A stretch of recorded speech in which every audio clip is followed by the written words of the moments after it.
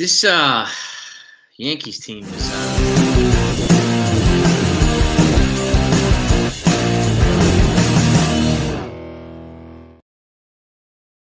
morning, everybody. Hope you're doing well. So last night, the Yankees finished off a sweep of the Anaheim Angels, of Los Angeles Angels, Anaheim, whatever they're called, the Angels, and 1-0. Clark Schmidt, okay, he's still coming into his own here. He's 2-2 now. He went 6 innings, 4 hits, shutout ball, 4 strikeouts in 99 pitches. His ERA is under 4 now. Slowly creeping down, just like Carlos Rodon's ERA, slowly creeping down, right? Ian Hamilton came in with an inning and 2/3, 1 hit ball, 2 strikeouts. Tim Hill came in, 1 pitch, 1 out, got out of there. And then Mark Leiter came in to get the save, his second save of the year. 2 strikeouts in the 9th inning. They did not have to use Luke Weaver. They did not have to use Johnny Loizaga. They did not have to use Devin Williams. Now these guys are going to get an extra day rest because today's an off day. And then they're all going to be ready to be deployed against the Dodgers for the next 3 games. So it's a well-used. It's easier to manage the bullpen when you have starters that give you length, right? That's just a straight fact, right? And we're getting length now from guys like Clark Schmidt, Carlos Rodon, right? Whereas we didn't always get that. Clark Schmidt's coming back, from an injury, right, from last year, and Carlos Rodon, he's really, really coming into his own now. Coming a front line. He's shown to be a frontline guy here with the Yankees with Max Fried. And they're doing all this stuff. They're 35-20 in first place. They're leading the division, I think, by 7 games. Without Giancarlo Stanton, without Luis Hill, without Garrett Cole, without Jazz Chisholm. So reinforcements are still yet to come. But there's a lot of folks that are unhappy with this first place team. Well, they're in first, but. Okay? And it's entertaining to me. Yeah, I mean, they don't have the depth on the bench that we would like. We understand that, right? And for several factors, right? They never pick at the top of the round. If you think that's not significant, it is significant. Okay, there's a difference between picking a top 5 and picking 35. Big difference. Okay, 35 goes to 70. Every round at 35th. Just like every round, the team that picks 5th is 5th in that round. So they're always going to be 30 picks ahead of the Yankees. Always, in every round. Okay? And that makes a huge difference when you're picking 20 guys. Okay, in a draft. So the Yankees have drafted well. They drafted heavy on pitchers the last couple of years. I do think it would be a good idea at 39 this year to draft maybe an infielder. We talked about this as well, or an outfielder. They have depth. They have George Lombard. They've got Roderick Arias. They've got Everson Pereira. They've got positional player depth, right? But Lombard's in Double-A. Arias is even below that. Spencer Jones is in Double-A. Everson Pereira is in Triple-A, right? So beyond that, there's a lot of players at the lower levels of the system. So maybe drafting a college player or a couple of them in a position might accelerate their path up to the system, through the system in the minors. May give them a little bit more positional depth. And at some point, maybe they'll have a more robust bench. But I hear a lot of, and I understand arguments like we should trade for somebody right now because I'm not happy with the bench, right? While we wait for the reinforcement. So if you trade for a starter, and then when the reinforcements come back, are you going to put that starter on the bench, become a part-time player? What is the point of the trade? Right? If you're going to make a trade, we got to trade in positions that we don't have coming back. Like, let's talk about Yankees potentially moving Jazz Chisholm to third. I think that depends on who they can get for second. The second baseman market is deeper than the third base market. The requirement to have to overpay is different at second than it is at third this year. And keep in mind, this is a seller's market, meaning there's more buyers than sellers. So the sellers are going to raise the prices. And we all know that the Yankees are going to have to pay a premium no matter what, right? And the asking price is always going to be George Lombard, Spencer Jones, like some of the top guys. And it's not even a handful of players that's worth trading those guys for, right? Especially someone who's over 30. That is a hard pass. But that's just my take. Okay, I can't claim to be the all-knowing person here. I don't think anybody can. But you let me know either way if you agree or disagree with that. But this Yankee team is showing me something. When the bats don't have it, like they didn't have last night, the only offensive performance last night was Anthony Volpe, an RBI sac fly, drove in the only run. When the bats don't have it, the arms come to back them up, just like they did last night. And when the arms don't have it, the bats step up, right? And you can see the Yankees are winning a lot of high-scoring games, where they also could give up a significant amount of runs. They're also winning low-scoring games. So they're winning more types of games like that this year than they were last year, where the roster was completely different. They were top-heavy, right? And then you had Stanton, and you had a big drop-off. You had almost 6 dead spots in the lineup, whereas now that's cut in half. Okay, that's why you see a rotation in 7, 8, 9. That's why you see them rotating Oswald Peraza and Jorbit Vivas and Reyes on occasion as well, because they have to, and they have to keep DJ LeMahieu healthy, so they're going to be doing that until Jazz Chisholm comes back. And in the meantime, they are looking for a right-handed bat who plays third base. But who's out there that's available that the Yankees don't have to overpay for, right? And the expensive players are not always the best ones. They're not always the best fit. Just because you're the best player doesn't mean you're the best fit.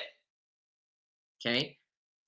And to me, they're going to be strategic in terms of bringing in the right fit, who's going to be good for the team, good for the chemistry, right, and good for the momentum. So that's how I think they're going to attack the deadline. I could be dead wrong on that too, right? But we're already hearing the reporting. But the reporting is the reporting. That doesn't necessarily mean they're going to do exactly what the reporting says, right? The reporting is saying they're looking for a right-handed bat for third base. We know this already. They're looking for a potentially a relief pitcher and a starting pitcher. And like I said yesterday, is Ryan Yarbrough doing enough to make his case for them not to have to trade for a starting pitcher, and instead saying, well, we got Louis Hill coming back. We're good.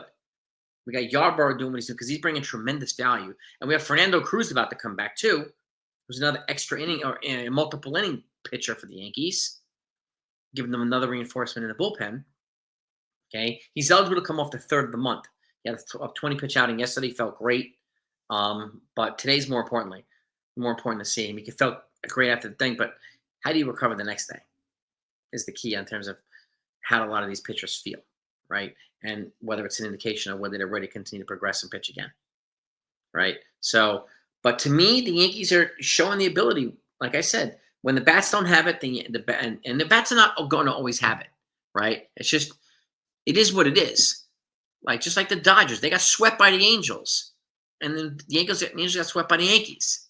Like, you never know what's going to happen. It's just baseball, right? So, and that's okay.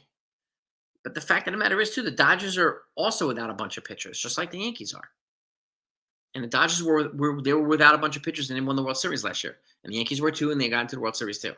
So 2 teams that were, missing pitchers and missing players got to the World Series. So it is possible. That doesn't mean you have to go trade for an expensive guy when we have the Rookie of the Year coming back, and we have somebody here. And the fact of the matter is, who's worth overpaying for? I mean, the names are being floated around. Nathan Eovaldi, Freddie Peralta, a couple of the names, Eric Fetty, and a few other guys. Like, I don't think Michael King and Dylan Cease are going to be traded. Michael King's on the IL anyway. So, and those guys are going to try to contend. So I don't think the contending team is going to try to trade away one of their assets who are going to be free agents unless they can get a ransom back. So that still remains to be seen. But you let me know what this Yankee team, this is a different team than it was last year. I think they're better positioned to withstand this type of stuff. Better positioned to not go on a long losing streak, right? Because they can attack from so many different ways, right? So we can criticize Aaron Boone on mixing lineups around. He has to get regular playing time for everybody who's on the roster, who's there, while other guys are coming back, right? We have a DH coming back and an infield coming back, and this is where the most rotations taking place, right? So it is what it is. But the fact of the matter is, what's the one glaring consistency? The Yankees are in first place, right? And they have been now for a bit, leading by 7 games, without a lot of their big weapons. So this team is better than people are giving them credit for. Okay, do they have holes? Sure. So do the Dodgers, right? But those aren't the only 2 teams in baseball. So, that's just, to me, that's perspective. And I think it's fun. I'm looking forward to. I mean, I'm going to have Ace Avenue on tonight and Jason Custodio. So come, please join me at 9 p.m. We're going to talk about logical fits versus essential fits for the trade deadline. It's essentially the Hal Steinbrenner thought process versus the George Steinbrenner thought process, and how to attack the trade deadline, because it's two different trains of thought, and what might make most sense. And I'm really curious to see how the other gentlemen are going to present their opinions and takes on stuff, and how everybody in the comments are going to present their takes. So bring your questions, okay? Bring them. This is why the Yankee fan base is so great. So, but this team right here is showing me something. They really, really are. And I hope that they continue to do this, okay, while we wait for reinforcements to come back. Okay? I do think they're going to continue to draft. And again, they will continue to draft position players. They were heavy on they went 16 out of 20 last year were pitchers. And the year before that was a majority pitchers too. So I could see them drafting more position players this year. Right? And remember, the international market is where they generally draft most of the position players: catchers, infielders, outfielders. That's where they sign most of them folks internationally. So, which balances out a lot of the pitching that they bring up in the amateur draft. So, no game today. No game today. It's a well-deserved off day. Okay, they've had a good stretch so far. They're on the last leg of their West Coast trip before they come back home. So, and this is a tough stretch for the Yankees, and they're still remaining on top. They're not without their problems. Yeah, sure, but no, there is no team out there that's without their problems. So, but as a Yankee fan, I want to know what your thoughts. What are they showing you? That's what they're showing me. Okay, and when you have bench players performing well, that's a good testament to their readiness, a good testament to the coaching, right? So, all across the board, their job, Cashman's job, is to put forth a team or supply Aaron Boone with a team that he can be competitive with. But that's what he did. That's what Aaron Boone is doing. So we can complain all we want and not be happy with the first place team, but they're in first place. That doesn't change our opinions. So hopefully they will add to it, and I think they will. But that remains to be seen, gang. But you let me know what your thoughts are one way or the other. And if you're a fan and you're hearing this for the first time, welcome. And please make sure you subscribe to this channel.